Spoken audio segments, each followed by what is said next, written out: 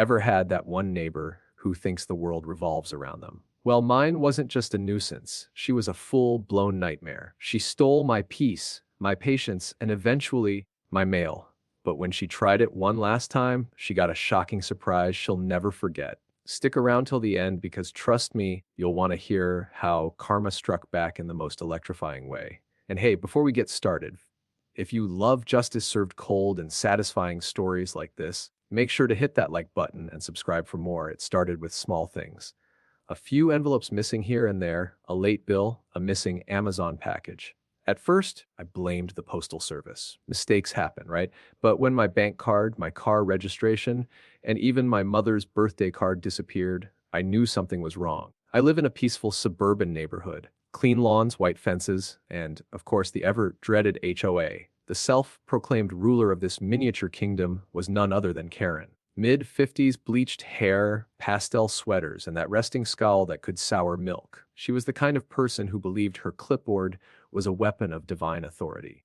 The problem began when I moved in 6 months ago. My house wasn't perfectly beige, my grass was an inch taller than regulation height, and my truck had the audacity to be red. Every week came another violation notice on my door, signed neatly with, "Regards, HOA President Karen Whitmore." But when my mail started vanishing, something told me she was behind it. I didn't want to believe it. Who steals mail? That's a federal crime! Still, one afternoon, I caught her standing by my mailbox, pretending to adjust the HOA-approved flower bed. My gut twisted. I knew right then she wasn't pruning roses, she was checking for letters. I walked up and asked, "Lowe's something?" She smiled that fake smile. "Oh, just making sure your box is up to community standards." It looked a little off. "Funny," I said. "Looks fine from where I stand." Her eyes narrowed. Well, rules are rules. That was the day I installed a camera. The next morning, I woke up early and pulled up the security feed on my phone. I watched in disbelief as, right on schedule, Karen strolled by my mailbox, glanced around, and reached inside. She actually did it. Pulled out my mail like she owned it. Calmly, like it was just another HOA task on her checklist. My jaw clenched so tight my teeth hurt. That was my mortgage statement, my personal letters. That was theft, plain and simple. I wanted to confront her immediately, but my lawyer friend advised me to document everything. So I did. For 3 weeks straight, I recorded her daily mail hastes. Each time she took something new, bills, ads, packages, even a box from my sister. She'd look around like a spy, then tuck them into her oversized purse and walk away. I finally confronted her one afternoon while she was checking community trees. I walked right up with my phone in hand. "Karen, you wouldn't happen to know anything about missing mail, would you?" She tilted her head, feigning innocence. "Mail? Oh dear, I've heard some people have been losing things. Terrible what's happening with the post these days." "Right," I said, pressing play on the video. The clip showed her crystal clear, opening my mailbox and taking a stack of envelopes. Her smile froze. For a second, her face dropped, then she recovered with a laugh. That must be some sort of misunderstanding. I was just collecting HOA correspondence. "From my personal box?" I asked. "That's a federal offense, Karen," she sniffed. "You're blowing this out of proportion." I was ensuring community safety. And then she walked away, as if she'd done nothing wrong. That's when I decided talking wasn't enough.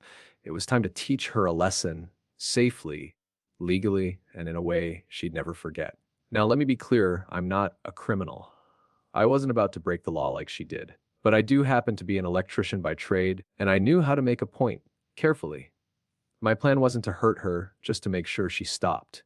I modified my mailbox slightly. I installed a low-voltage static charge circuit, nothing dangerous, nothing that could cause harm, just enough to deliver a light zap when someone touched it without grounding it first. Think of it like a shock pen, surprising but harmless. I connected it to a motion trigger that only armed the circuit when someone reached in after hours.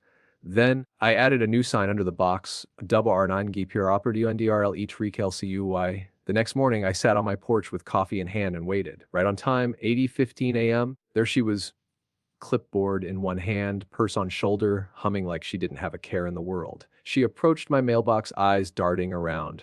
My heart thudded. She reached in. "Snap!" She yelped, jerking her hand back so fast she stumbled onto the curb. Her hair stood up slightly, and she looked at her hand like it had betrayed her.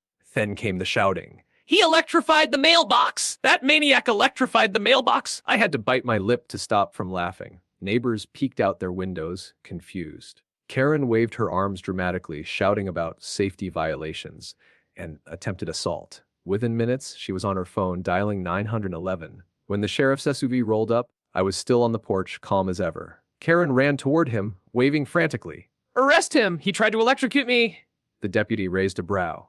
Mom, calm down. What happened? It booby-trapped his mailbox! It shocked me! She screeched, clutching her perfectly manicured hand like it had been burned. The deputy turned to me. Sir, is that true, deputy? I said evenly. The mailbox is equipped with a legal static discharge system to deter tampering. No injury possible. And I reached into my folder. I have weeks of video showing her stealing my mail. I handed him the files. He scrolled through, his expression darkening. This her? Yep, I said. Every day, like clockwork. Karen's face went pale. That's fabricated. He's lying. The deputy sighed. Ma'am, stealing mail is a federal crime. I suggest you stop talking before this gets worse. She started stammering excuses, but it was too late. He called dispatch and requested a postal inspector. Within an hour, she was in cuffs, sobbing, begging me to be reasonable. The moment felt surreal. The same woman who tried to fine me for having a flagpole now sat in the back of a cruiser, mascara streaking down her cheeks. The deputy nodded at me. Good work keeping calm, sir. People like her always hang themselves eventually. A week later, the HOA held an emergency meeting. Karen was officially removed as president, her reputation shattered beyond repair. The woman who once strutted around with a clipboard like a crown now couldn't even show her face without whispers following her. The Postal Service filed charges for mail theft, and though I had every reason to push for the maximum penalty, I didn't. Revenge wasn't what I wanted. Peace was. A few days after her arrest, I found a letter in my mailbox. No return address, just my name written in shaky handwriting. Inside was a short apology from Karen. She admitted she was jealous, that my independence, my home outside her control, made her feel small. For the first time, I saw her as more than the HOA tyrant, just a lonely woman who'd let power twist her. I didn't reply. Instead, I folded the letter, tucked it away, and moved on. My mail came on time now. My neighbors smiled more. The air felt lighter. One evening, I sat on my porch, coffee in hand, watching the sun melt into the trees. My mailbox gleamed in the fading light, untouched and silent, a reminder that sometimes justice doesn't roar. It hums quietly like electricity. So, tell me, if someone kept stealing your mail, what would you have done? Drop your answer in the comments.